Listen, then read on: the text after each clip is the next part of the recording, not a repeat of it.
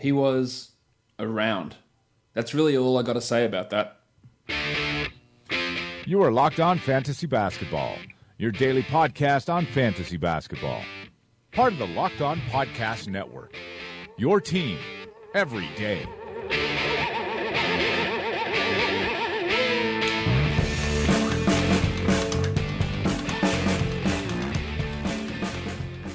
Hello and welcome to the Locked On Fantasy Basketball podcast brought to you by Basketball Monster. My name is Josh Lloyd and I am the lead fantasy analyst at basketballmonster.com, and you can find me on Twitter as always at redrock_Beeble. Just a reminder to go and get your membership for Basketball Monster, analyze your team.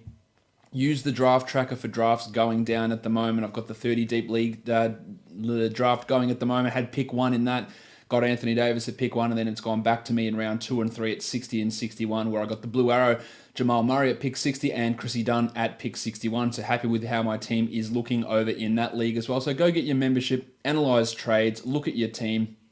The smart tool for waiver wire pickups and matchups throughout the year, and of course all the projections and comments and all that stuff over there. It is really a great way of setting your team up for fantasy success this season. In today's show, what we're going to be looking at is news regarding power forwards around the league. Of course, for the third consecutive day, I'm going to have to touch on Jimmy Butler because shit is going down every single day, and I feel like it's going to go down every day for this week. Michael Bolton, he's sick of Jimmy Butler, but let's get to it.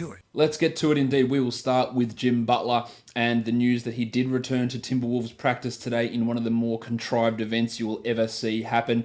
He went there, he screamed at everybody, told everyone that you can't win shit without me. Took the third string team apparently and beat the starters in a practice. I'm not exactly sure what that third string is because I don't even think the Timberwolves have got a full roster there. But if he's running out with CJ Williams and Jared Terrell and an injured Justin Patton on his wheelchair and beating the starters, and that's a problem. And look, to be honest, in this Timberwolves situation, nobody comes out looking good. Nobody is without blame at all. But Jimmy Butler did this deliberately. Yeah, Rachel Nichols just happened to be in Minnesota to interview him immediately after the practice finished. He went out there, he cracked the shits, he yelled at people, and the amount of bullshit going on in this organization is crazy.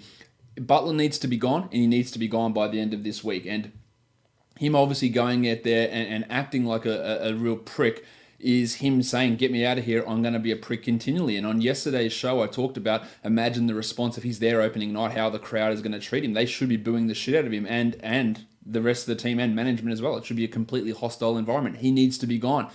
But Tom Thibodeau needs to be gone as well. Scott Layden needs to be gone. And I don't care that we're a week out from the beginning of the season. What's worse is firing your coach a week before the season, or having that numbnuts in charge and completely poisoning the situation, and you're pissing everybody off and ruining a team along with the ownership. Which one's worse?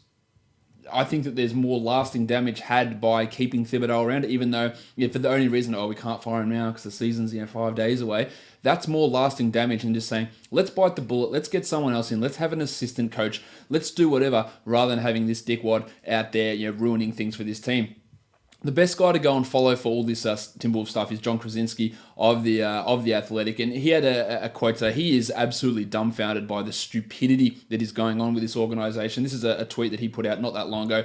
Stan Van Gundy says he talked to the Minnesota coaches and they said it was the best practice of the season. I love the intensity. And his response to that was, are you kidding me? This is how ridiculous this team is. Butler comes in there, takes a shit on everyone's forehead, yells at them all. None of them say anything back to him. None of the players, none of the coaches. Now, Tibbs doesn't come in and go, Jim, maybe calm down a little bit.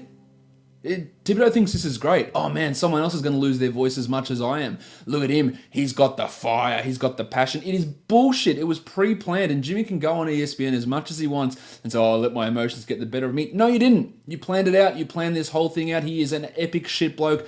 Thibodeau doesn't know what he's doing. Glenn Taylor is a horrible owner. Towns and Wiggins, Wiggins is not good. Towns has issues, obviously, of his own. Some of them, I think, are Jimmy Butler related, and Butler brought those upon Towns. But this whole situation is an absolute disaster. I think Butler's apparently given them an ultimatum that he needs to be traded by Friday. I still think he's a second-round fantasy guy. Towns is strong in that top 5 at number 3. I don't think there's too much of a worry there. This situation has to get sorted. But the complete pig-headedness of Thibodeau and Taylor and Layden to not get rid of this guy and then to invite him back to practice, and he told you this shit was going to happen. It did happen. You did nothing about it, and pissed off the players who are there, going to be the players who are with you going forward, is as much nonsense as I've ever seen, really. And maybe that's being hyperbolic. I'm sure there's been other bullshit that's gone on, but this is as ludicrous a situation as I've really ever seen in recent times, with just complete dysfunction from players to coaches to front office to all of this stuff. It is ridiculous. Butler needs to go. Thibodeau needs to go, and they need to all be gone by the weekend. Thibodeau won't be, but he needs to be gone, and this bullshit needs to end. Now, let's move on to some stuff that's a little bit lighter than me ranting and raving. You need to make sure you're checking out Locked On NBA to get all of your NBA previews this week. 6 teams a day, 5 days in a week. So that's 30 teams previewed from the local experts of Locked On NBA. You need to subscribe to Locked On NBA on Apple Podcasts, Google Podcasts, Spotify, or tell your smart speaker to play the podcast Locked On NBA. All right, let's talk power forward news. Let's start with Kevin Love, who I think has been relatively solid through the preseason. We haven't seen massive stuff from him, averaging 17 points per game. But of course, that's coming in 17 minutes, a usage of 32%. He shot the ball well. The usual Kevin Love rebound numbers haven't been there, only 4 boards, 0 assists. I think we can expect both of those things to go up. His free throw shooting's been a bit down, but the impressive thing is the 32% usage. The 7 free throw attempts in 17 minutes across that one game that he's played was impressive for Love, and I think he's pretty strong in that second round. The injury risk is a concern with him. He consistently seems to get hurt. He's not Minnesota Kevin Love, but you can get him in the third round in places, and I do think that he's a pretty strong guy as a second round player for this coming season.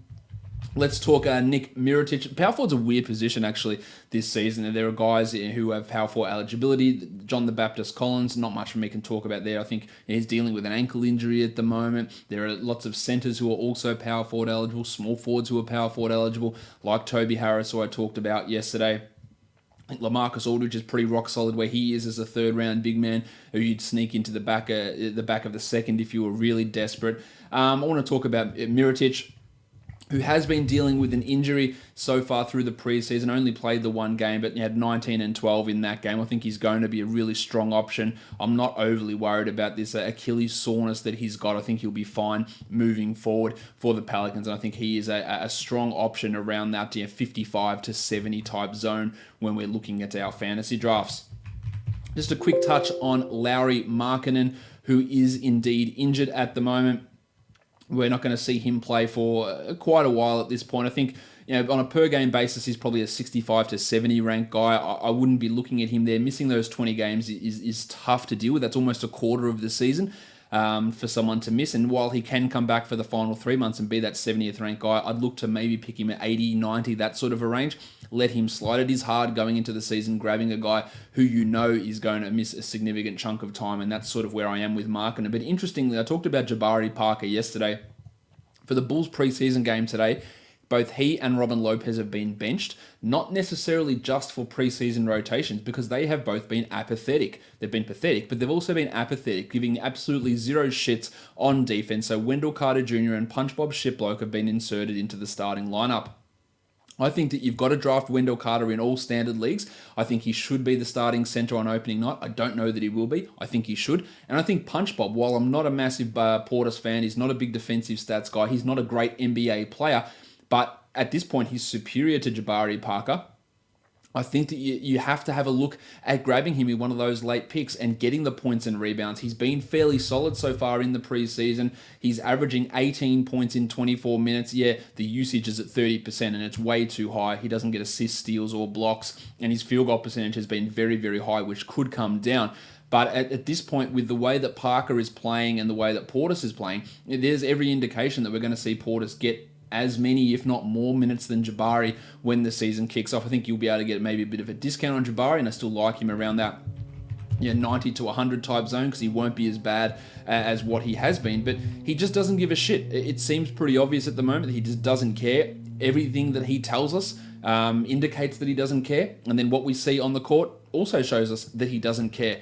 I think he will get better, but it has not been a great little run of time for For Jabari Parker, Rondae Hollis-Jefferson, worrisome that back in August he hurt his groin over in China and he hadn't been back in action yet. It does look like he is going to be back and at least get one preseason game in at this stage. I worry about where the minutes are going to sit for Hollis-Jefferson at this point. He needs to take a step forward in his fourth season. I think he's fine as a back-end type of guy who you can draft outside the top 100, and he probably should finish inside the top 100, but the risk associated with him at the moment, I feel like that's growing with him at this stage. Paulie Millsap, someone who I'm nowhere near as high on as other people. His preseason has not excited me. 4 points in 19 minutes per game. The shooting is horrendous, 35 true shooting, so that's going to jump up. And he is still getting the steals on blocks, which is so key to his value. But I just don't see him being able to live up to the ADP that he has of around 61 on Yahoo. I don't believe in Paul Millsap at that area. I think he's going to find himself... He shouldn't be the fifth option on offense. I think he'll find himself as the fifth option on offense as Will Barton hijacks possessions. And yeah, while his value does come from defensive numbers, at his advancing age, the ability to generate blocks and generate steals actually decreases. So that's something that we do need to pay attention to with Paulie Millsap for this coming season. I do think he's someone that is getting significantly overdrafted.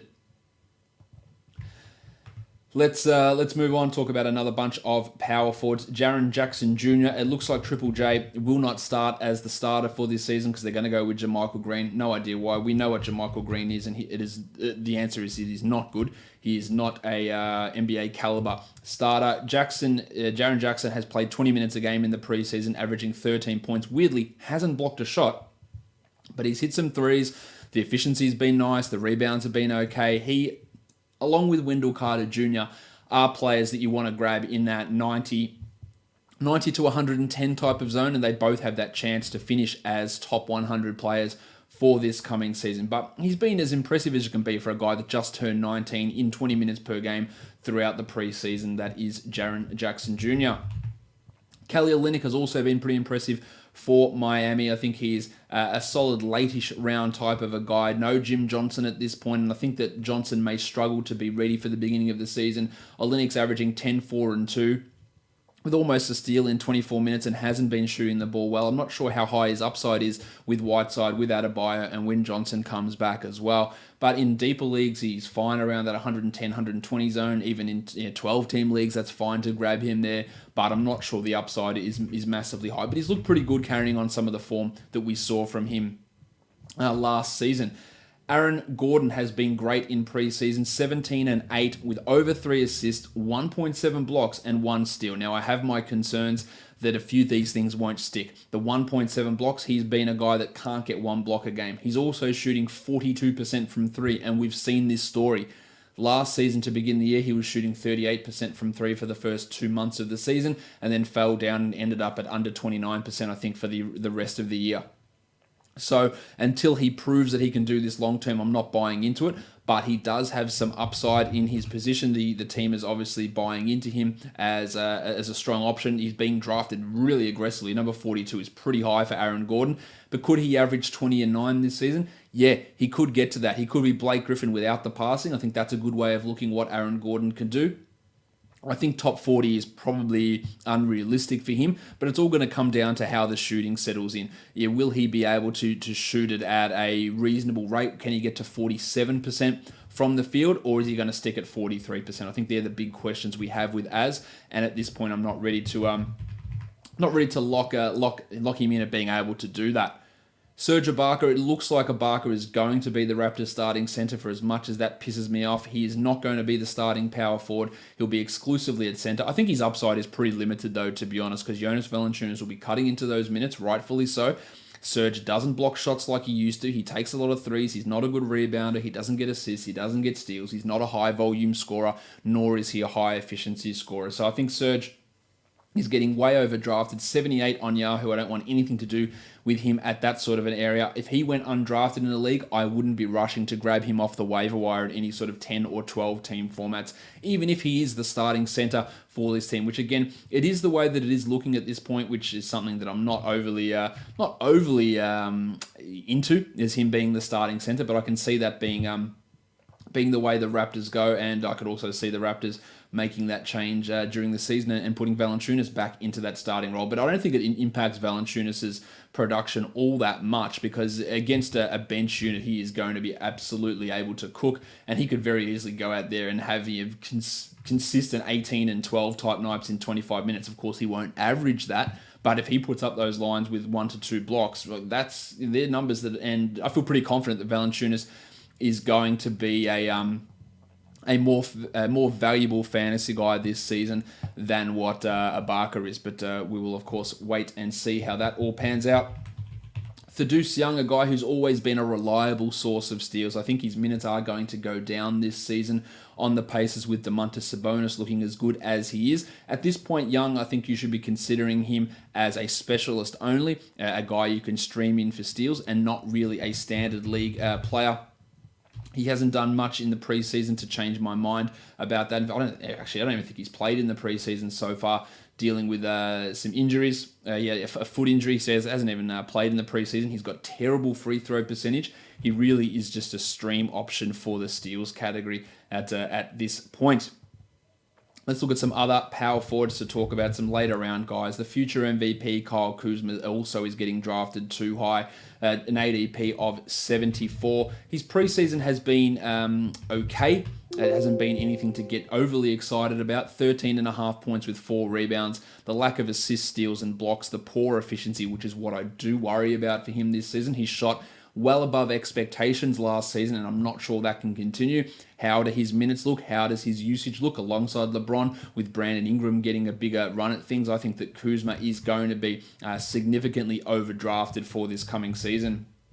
Pascal Siakam, I like grabbing him with a late round pick. I think that he could end up playing more minutes than Serge Ibaka this season. He should be playing some closing lineup 5 for the Raptors.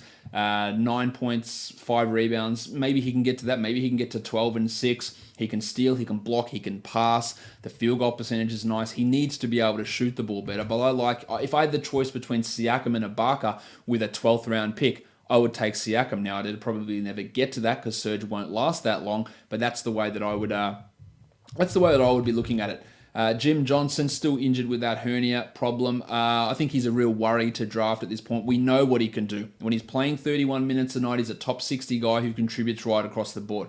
Number one, he's older. He's 30, going to turn 32 soon. B, he won't be playing 31 minutes. He'll be splitting amongst Olynyk, amongst Whiteside, amongst Adebayo, and throw in Justice Winslow there as well. Maybe he's a 25, 26-minute guy, which pushes him firmly outside the top 120. Plus, he enters the season still injured from that injury that bothered him last season. So that is something to worry about with Jimmy, unfortunately not making us proud at the moment. With the Sacramento Kings, it looks like they're going to be entering the season with Nemanja Bjelica as their starting power forward. Bjelica put up some pretty okay numbers last season for the Timberwolves when Jim Butler was out injured playing small forward. Bjelica, no idea why they would be starting him. Just lean into it, Jaeger, and get Bagley out there as your starting power forward rather than the 30-year-old Bjelica, who again is pretty solid but always has injury issues and always is inconsistent in what he does. Now, last year as a starter, he averaged 11 and 7 with 2 assists in 34 minutes per game and shot the ball well, 42% from 3, and that's solid. But I just see very little upside in Bjelica. I don't think he lasts all season as a starter. I don't think he's playing 32 minutes a night. So he's not a guy that I'm looking at as a standard league type of a player. He is a low upside, streaming type of a guy who I don't think is going to stick in that role for the entirety of the season.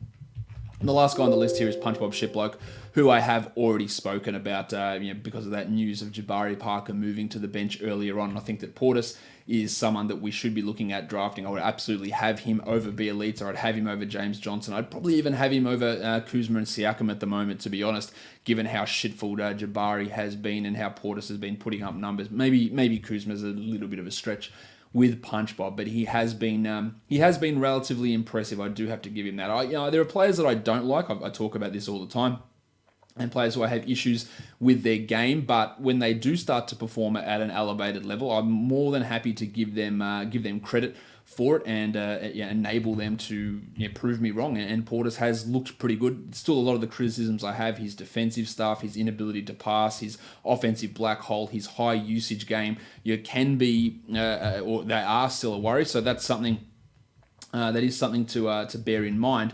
But yeah, he has been providing pretty high energy, and at least he tries on defense. He's not good at it, but he puts in somewhat of an effort, whereas Parker has really struggled in that regard. All right, let's talk about awards now, and this is what I want to do for today's show. I've been going through some season predictions in the other shows this week. Let's talk about my MVP predictions at this point. I am going with Kawhi Leonard.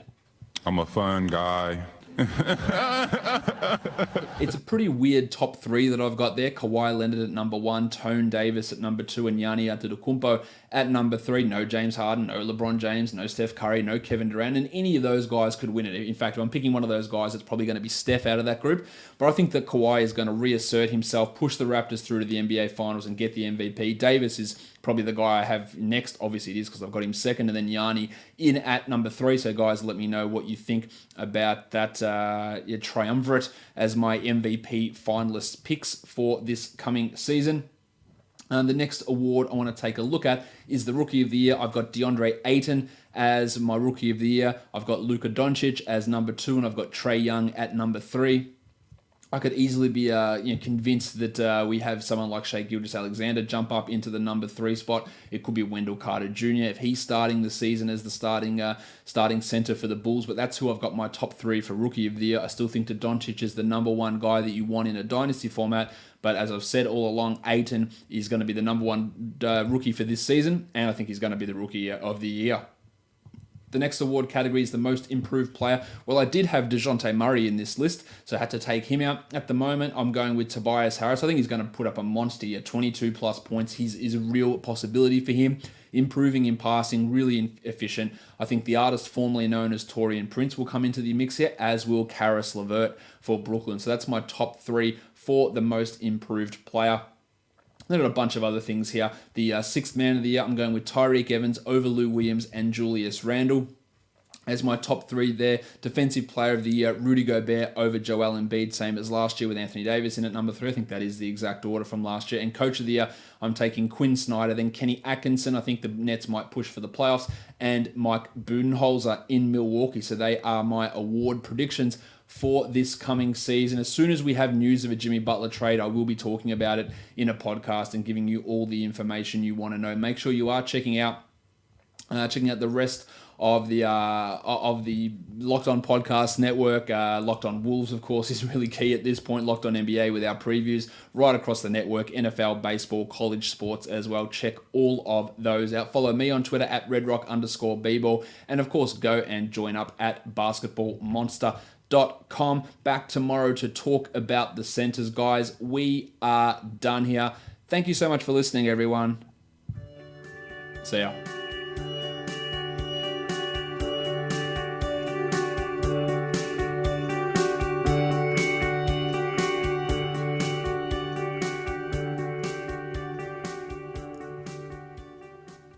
Anthony Tolliver.